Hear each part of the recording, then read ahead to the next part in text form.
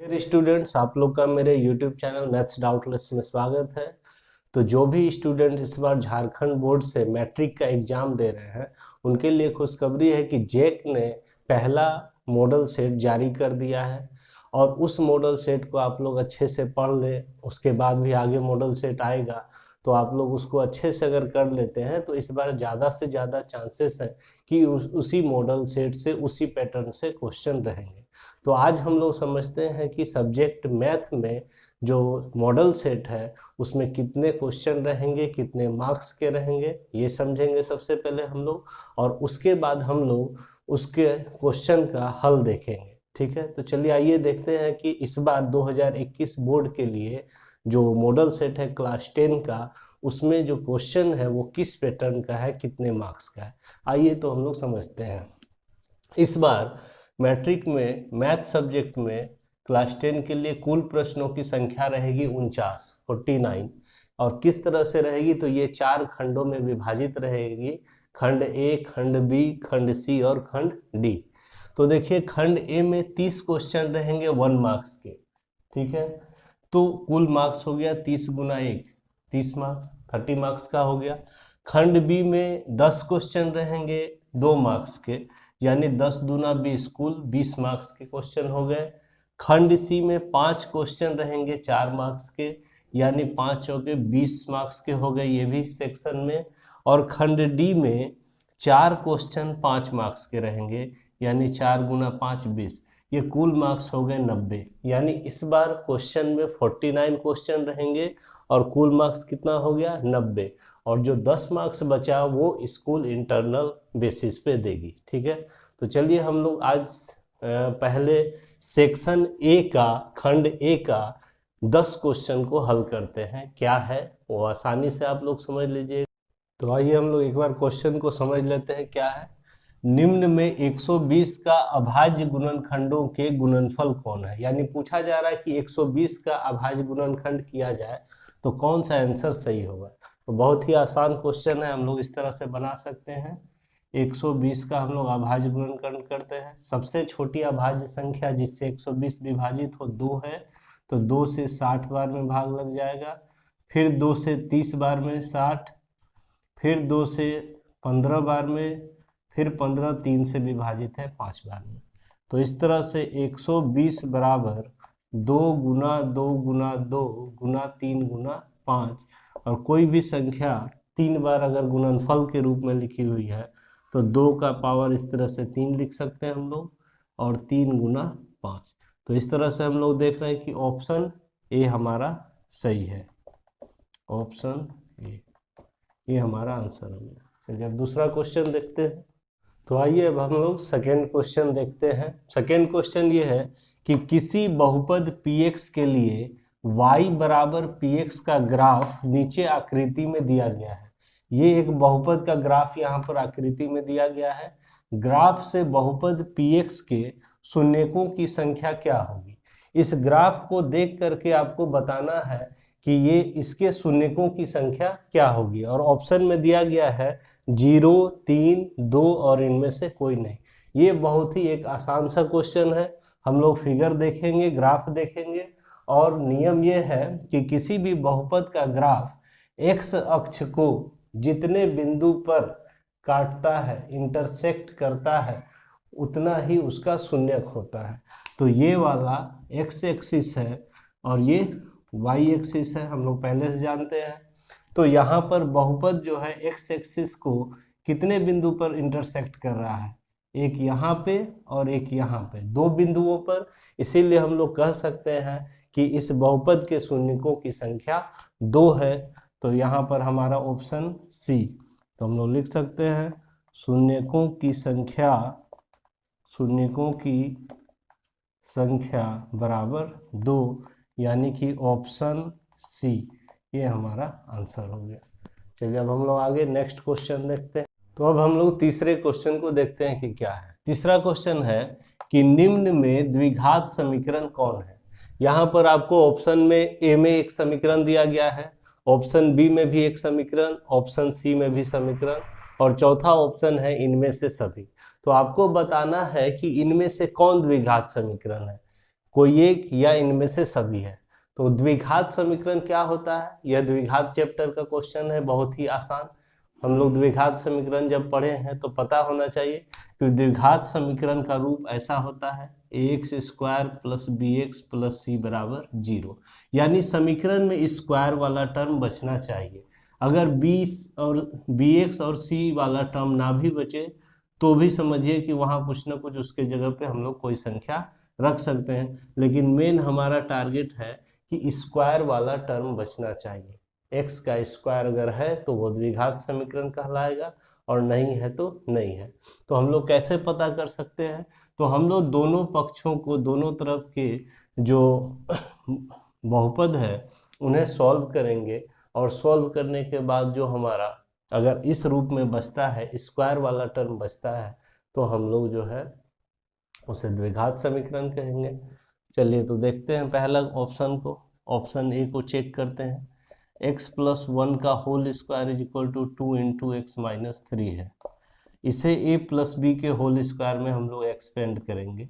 a plus b का whole square होता है a square plus 2ab plus b square, ये फॉर्मूला होता है। तो हम लोग यहाँ से हल करते हैं। a मतलब x, तो x का स्क्वायर प्लस 2ab यानी 2 into x into 1 plus b square यानी 1 का स्क्वायर इज इक्वल टू, ये 2 से दोनों टर्म मल्टीप्लाई होगा तो 2x minus 2 into minus 3 minus 6 हो गया। X square plus 2 into x into 1 2x plus 1 is equal to 2x minus 6। X square plus 2x plus 1, ये दोनों टर्म को लेफ्ट साइड हम लोग ले आएंगे, ये प्लस में है माइनस में आएगा, और ये माइनस में है तो इधर प्लस में आएगा, इधर 0 बचा। अब 2x यहाँ प्लस में है और यहाँ माइनस में है, कैंसिल हो गया, तो x square 1 plus 6 7 equal to 0। तो हम लोग देख रहे हैं कि यहाँ स्क्वायर वाला टर्म बच गया, यानी कि यह एक द्विघात समीकरण है, यह एक द्विघात समीकरण है। इस तरह से हम लोग सॉल्व कर लिए, तो दूसरे तीसरे को सॉल्व करने की ज़रूरत ही नहीं है अगर पहला आ गया तो। अब इनमें से सभी का भी बात हो रहा था, हाँ, तो ये भी देखना है कि क्या दूसरा भी है, क्या तीसरा भी है, तो सबको चेक करेंगे हम लोग। तो सबको चेक करते लॉन्ग क्वेश्चन, लेकिन यहाँ 1 मार्क्स का है तो हम लोग टाइम ज़्यादा बर्बाद नहीं करेंगे सबको चेक करने में। तो हम लोग ऊपर से ही अंदाज़ा लगा लेंगे क्वेश्चन को देख करके ही कि यह द्विघात समीकरण होगा कि नहीं। कैसे अंदाजा लगाएंगे, तो आइए यहाँ पे देखते हैं।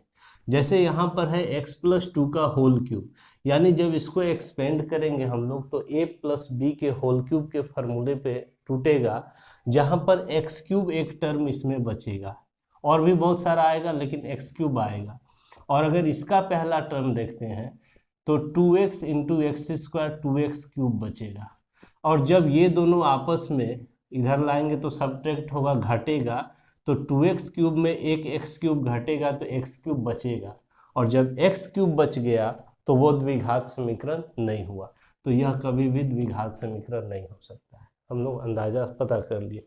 इसको देखा जाए, यहाँ भी पहला टर्म एक्स स्क्वायर है, और इधर a माइनस बी के होल स्क्वायर में तोड़ेंगे अगर, तो पहला टर्म एक्स स्क्वायर ही आएगा, बाद में और जो भी आना है। तो ये एक्स स्क्वायर और ये एक्स स्क्वायर दोनों पॉजिटिव है तो दोनों कैंसिल हो जाएगा, तो इसमें स्क्वायर वाला टर्म बचेगा ही नहीं, और जब स्क्वायर वाला टर्म नहीं बचेगा तो यह द्विघात समीकरण नहीं हो सकता है। तो इस तरह से हमारा अंदाजा भी लगा लिए, तो हमारे पास कौन सा ऑप्शन है, ऑप्शन ए ही सही है, यही एक द्विघात समीकरण है। चलिए अब नेक्स्ट क्वेश्चन हम लोग देखते हैं। तो आइए अब हम लोग चौथे क्वेश्चन को देखते हैं। क्वेश्चन ये है कि साइन 18 डिग्री बटे कोस 72 डिग्री का मान क्या है। तो ऐसा क्वेश्चन जब भी एग्जाम में आएगा आप लोग ध्यान दीजिएगा, अगर यहाँ पर ऐसा डिग्री दिया हो जिसका मान आपको टेबल से पता हो, टेबल से हमें 0, 30 डिग्री, 45 डिग्री, 60 डिग्री और 90 डिग्री का मान पता है, तो अगर ऐसा है तो सीधा हम लोग टेबल से मान रख देंगे और हल कर देंगे। लेकिन हमें 18 डिग्री और 72 डिग्री का मान पता नहीं है, तो हम लोग टेबल से यहाँ पर मान नहीं रख सकते। तब क्या करते हैं ऐसे सवाल में, तो ऐसे सवाल में ध्यान से देखिएगा कि प्रत्येक सवाल में ऊपर और नीचे का कोण का योग 90 डिग्री होगा। जैसे यहाँ पर है 18 और 72, तो 18 जो 72 करेंगे तो 90 आएगा, यानी कि दोनों को मिला दिया जाए तो दोनों पूरक कोण हो जाता है। कैसा कोण? पूरक कोण।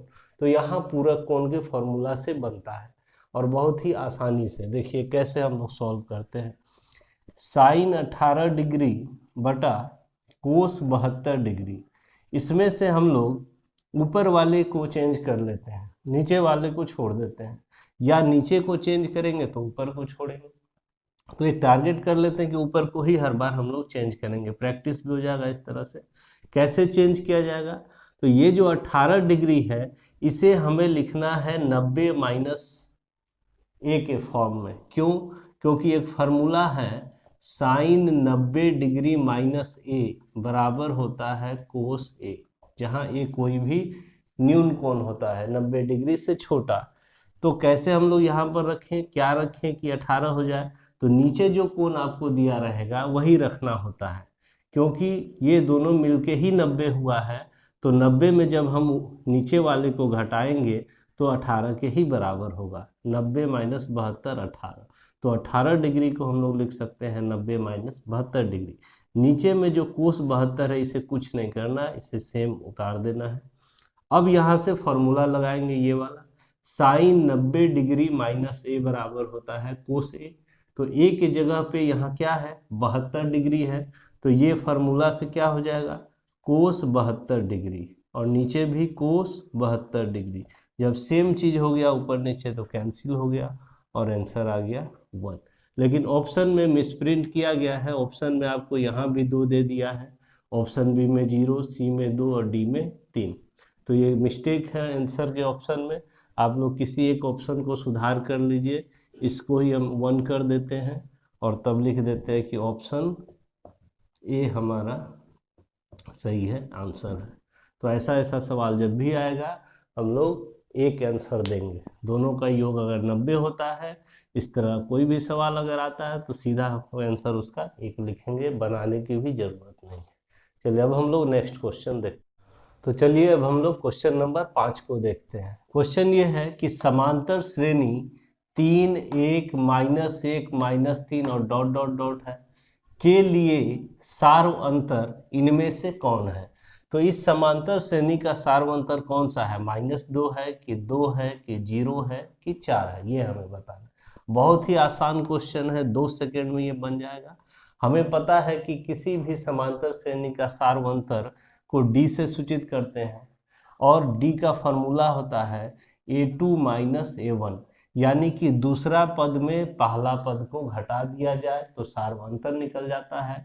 यहाँ देखिए पहला पद 3 है और दूसरा पद 1 है, तो दूसरा पद 1 हो गया और घटा देना है इसमें पहला पद 3, तो 1 - 3 - 2, यही सार्वंतर निकल गया, यानी ऑप्शन ए हमारा आंसर हो गया। चलिए तो अब हम लोग नेक्स्ट क्वेश्चन देखते हैं। तो आइए अब हम लोग क्वेश्चन नंबर 6 देखते हैं। क्वेश्चन ये है कि आर त्रिज्या वाले वृत्त का परिमाप क्या होगा। यहाँ पर सीधा सा एक फार्मूला ही आपसे पूछ दिया गया है कि वृत्त का परिमाप क्या होगा। तो वृत्त का परिमाप सभी लोगों को पता होगा फार्मूला, और जिनको याद नहीं है वो याद कर लीजिए, बहुत ही आसान सा फार्मूला है। 2πr होता है वृत्त का परिमाप। वृत्त का परिमाप का फॉर्मूला ही होता है 2πr, लेकिन चूंकि यहाँ त्रिज्या को हम लोग स्मॉल आर से जनरली डिनोट करते हैं, लेकिन सवाल में यहाँ पर बड़ी आर दे दिया है त्रिज्या के जगह पे, तो हम लोग को बड़ी आर रख देना है। तो वृत्त का परिमाप क्या हो गया? 2πr। कौन सा ऑप्शन?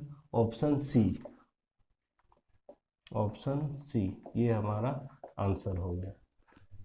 तो आइए अब हम लोग क्वेश्चन नंबर 7 को देखते हैं। क्वेश्चन ये है कि सभी वृत्त क्या होते हैं। ऑप्शन दिया गया है आपको कि सर्वांगसम होते हैं, कि समरूप होते हैं, कि सर्वांगसम और समरूप दोनों होते हैं, या इनमें से कोई नहीं होते हैं। ठीक है, तो दुनिया में जितने भी वृत्त हैं, देखिए ये एक छोटा वृत्त हुआ, ये उससे बड़ा वृत्त हो गया, उससे भी छोटा वृत्त हो गया, इससे भी बहुत बड़ा वृत्त हो सकता है। तो ये सब जो वृत्त हैं ये आपस में क्या है? सर्वांगसम है या समरूप है या दोनों है। ठीक है, तो हम लोग इस पे डिस्कशन करने के पहले कुछ चीज़ें समझ लेते हैं कि सर्वांगसम और समरूप होता क्या है आखिर। जब ये दोनों वर्ड का मतलब समझ जाएंगे हम लोग तो ये सब आंसर देना बहुत ही आसान हो जाएगा। तो देखिए सर्वांगसम का मतलब क्या होता है। सर्वांगसम का मतलब होता है, अगर इसका संधि विच्छेद किया जाए तो सर्व जोर अंग जोर सम, यानी कि सभी अंग बराबर। सर मतलब सभी हो गया, अंग मतलब जो भी उसका पार्ट है अंग, और सम मतलब बराबर, यानी सभी अंग जिस आकृति के बराबर होते हैं सभी तरह से, उसे ही हम लोग सर्वांग सम कहते हैं। ठीक है। और समरूप का मतलब क्या हुआ। समरूप, इसका संधि विच्छेद करें तो सम जोर रूप, यानी कि सम मतलब एक समान, एक जैसा, बराबर, और रूप यानी कि जिसका रूप एक समान हो उसे हम लोग समरूप कहेंगे।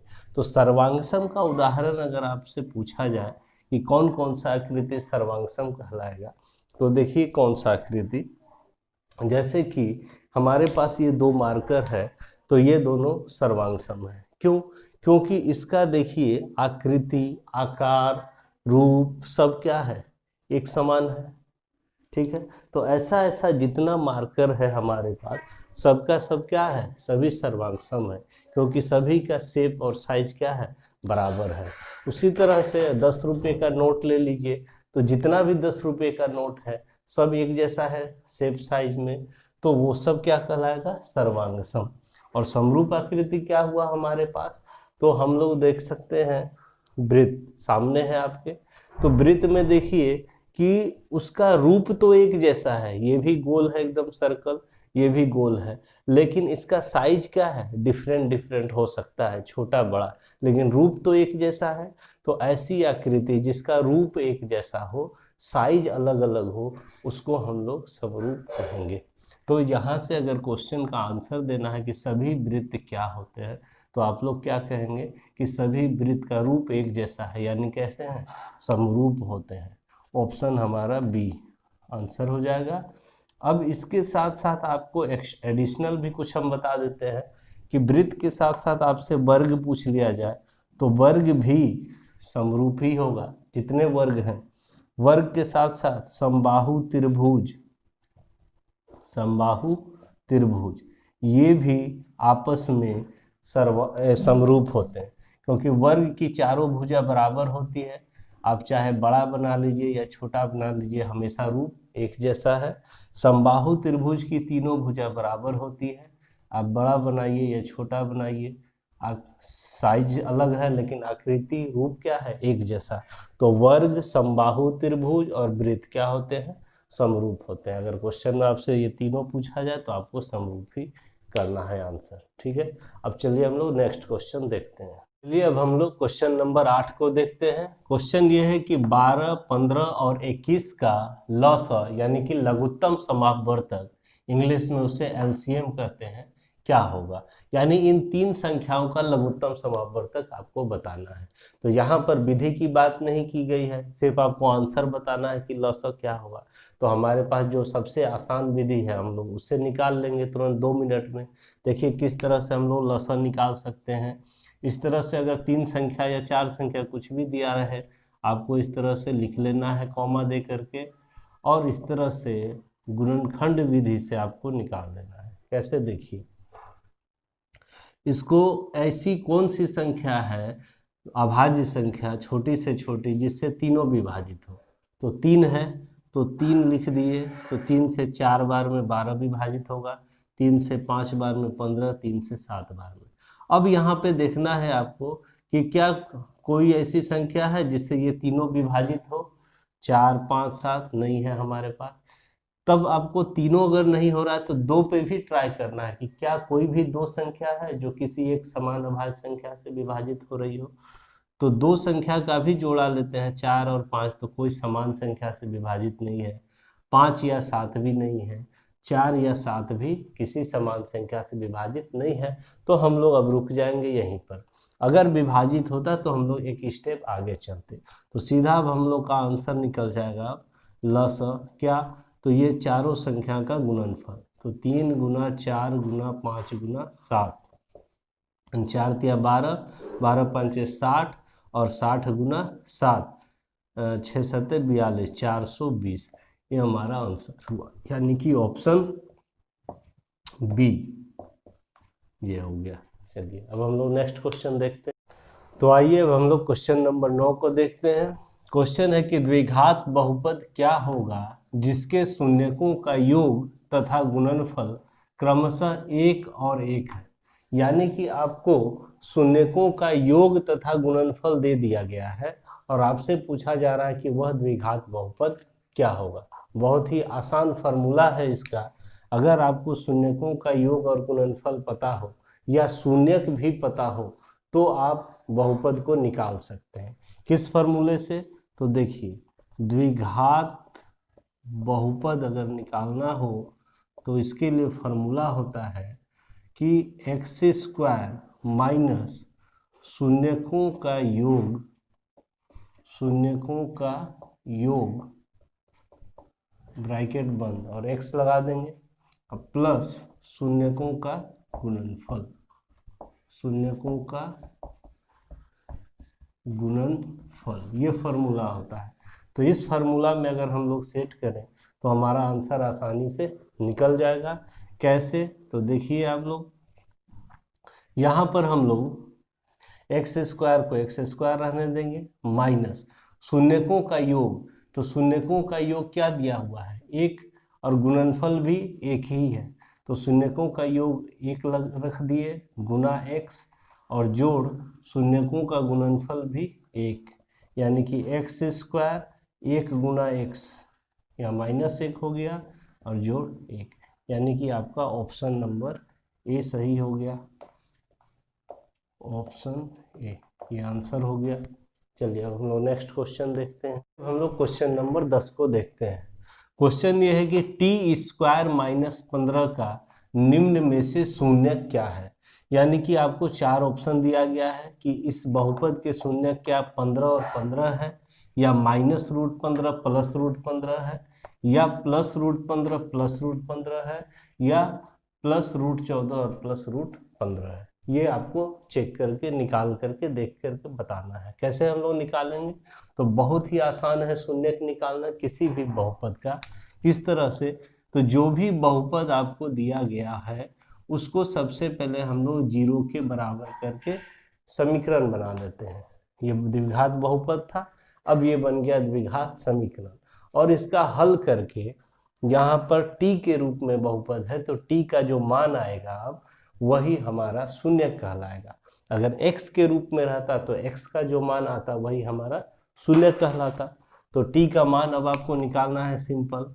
तो टी स्क्वायर बराबर, इधर में माइनस में 15 है, राइट साइड भेजेंगे तो प्लस में जाएगा, तो 0 + 15 15 हो जाएगा।